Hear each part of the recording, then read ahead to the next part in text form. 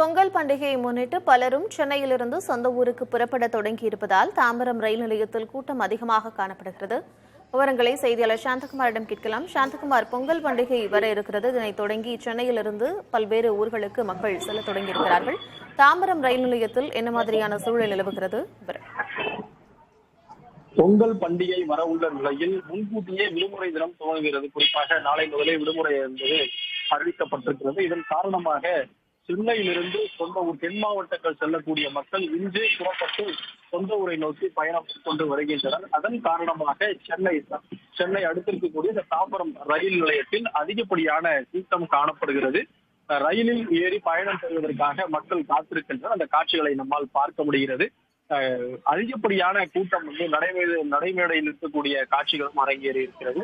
பொதுமக்கள் பொங்கலை தனது உறவினர்களோடு சொந்த ஊரில் கொண்டாட வேண்டும் என்ற காரணத்திற்காக சென்னையிலிருந்து பணிபுரிவர்கள், பள்ளி கல்லூரி மாணவர்கள் என அனைத்து தரப்பினரும் இன்று புறப்பட்டு செல்கின்றனர். இன்னும் வரக்கூடிய நாட்களில் அதிக அளவிலான கூட்டம் ஏற்பட வாய்ப்பு இருக்கிறது. அதே போல ஜிஎஸ்டி சாலையிலும் அதிகப்படியான நெரிசல் ஏற்படுவதற்கான வாய்ப்புகள் இருக்கிறது. காவல்துறை அதற்கான நடவடிக்கைகளையும் தற்போது மேற்கொண்டு வருகின்றனர். குறிப்பாக இந்த தாம்பரம் ரயில் நிலையங்களில் வெளியில் காவல்துறையினர் பணியில் இருக்கிறார்கள். அதே போல உள்ளே பொதுமக்களுக்கு எந்த ஒரு இடையூறும் இல்லாத ஒலிபெருக்கி மூலமாக அறிவுறுத்தல்களும் வழங்கப்பட்டு வருகிறது.